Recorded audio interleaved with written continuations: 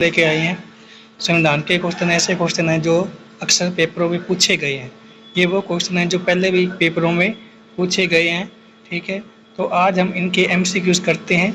निम्नलिखित पहला क्वेश्चन करते हैं। कहते हैं निम्नलिखित में से किस अधिनियम द्वारा भारत के गवर्नर जनरल को अध्यादेश जारी करने की शक्ति प्रदान की गई थी।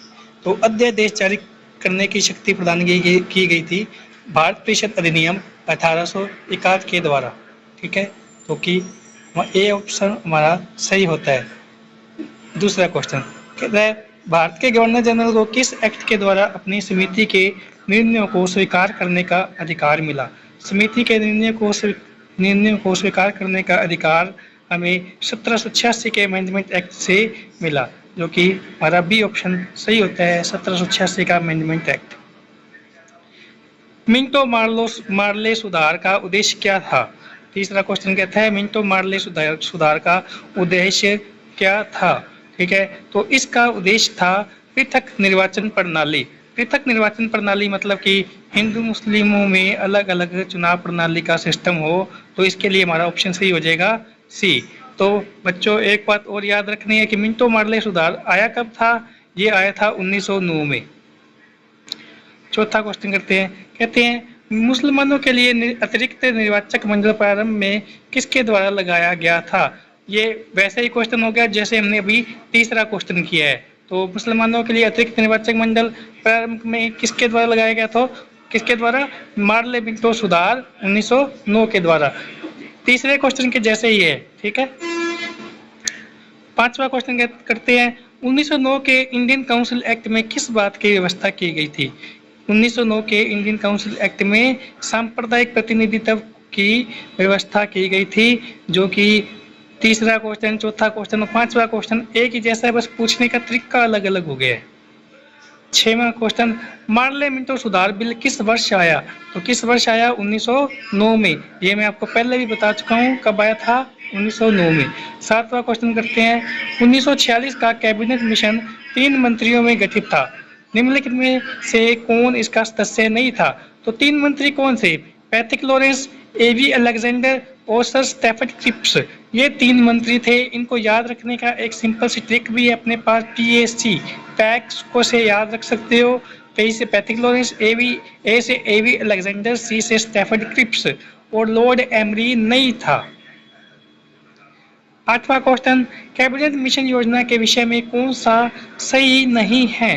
कौन सा सही नहीं है भी, तो कहते हैं संविधान निर्माण का अधिकार था। हाँ भाई, इससे संविधान निर्माण का अधिकार था और ये संविधान का निर्माण करने ही आए थे। प्रांतीय समूहीकरण का अधिकार था। हाँ, ये भी प्रांतीय समूहीकरण का अधिकार था। ठीक है, और भारतीय सदस्यों वाला अंतरिम मंत्रिमंडल था। हाँ भाई, ये भी अंतरिम मंत्रिमंडल भी बनाया था इन्होंने। पाकिस्तान की स्वीकृति दी थी, नहीं जी, इसे पाकिस्तान की स्वीकृति नहीं दी थी।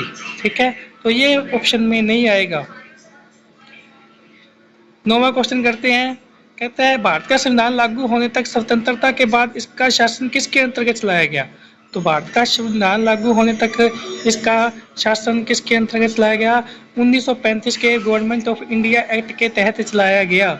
1935 के government of India act, Bharat सरकार अधिनियम 1935 के तहत चलाया गया।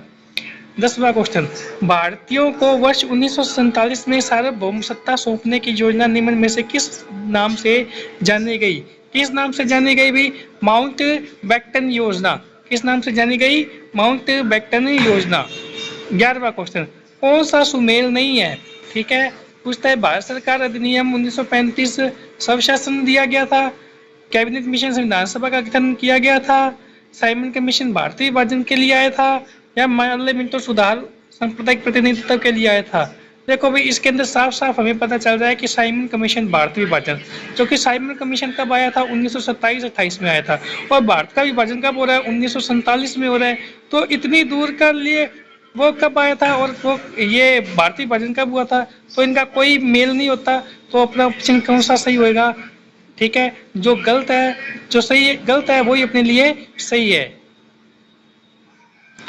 भीमराव अंबेडकर और महात्मा गांधी के मध्य में सन 1932 में हस्ताक्षरित पुनः समझौते में प्रावधान था भारत के लिए डोमिनियन स्थिति बनाए जाने का, मुसलमानों के लिए पृथक निर्वाचन क्षेत्र का, निम्न वर्ग के लिए पृथक निर्वाचन क्षेत्र का, निम्न वर्ग के लिए आरक्षण सहित संयुक्त निर्वाचन क्षेत्र का।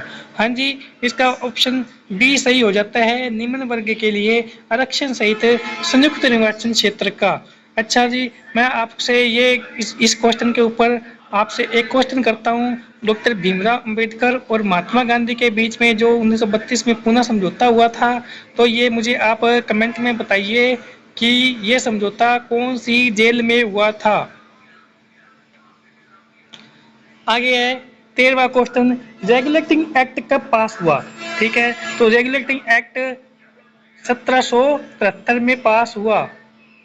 महारानी विक्टोरिया को भारत की सामग्रिक नियुक्त किया गया, कब नियुक्त किया गया भाई, कब नियुक्त किया गया?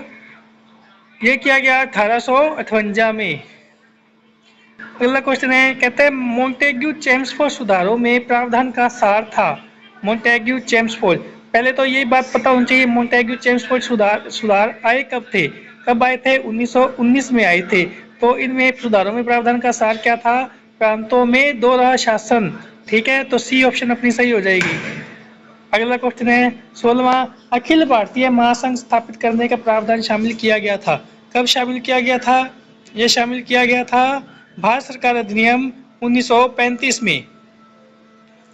कहते हैं निम्न में से किस अधिनियम ने केंद्र में द्वैध शासन प्रणाली को स्थापित किया? द्वैध शासन प्रणाली, ठीक है, दोहरा शासन प्रणाली कब स्थापित हुई? 1935 में। 18वां क्वेश्चन, किस अधिनियम की प्रमुख विशेषता प्रांतीय स्वायत्तता थी? प्रांतीय स्वायत्तता किस अधिनियम किसे थी? ये इसका आंसर आएगा साल 1935 के अधिनियम में। 19वां क्वेश्चन, संघीय प्रणाली का पहला प्रयास भारत सरकार अधिनियम डैश द्वारा किया गया था। कब किया गया था भाई? भारत सरकार द्वारा साल 1935 में। भारत में सचिव का पद किसके द्वारा निर्मित किया गया था? सचिव का पद कब बनाया गया था भारत में? कब बनाया गया था? ये भारत सरकार अधिनियम 1858 में बनाया गया था।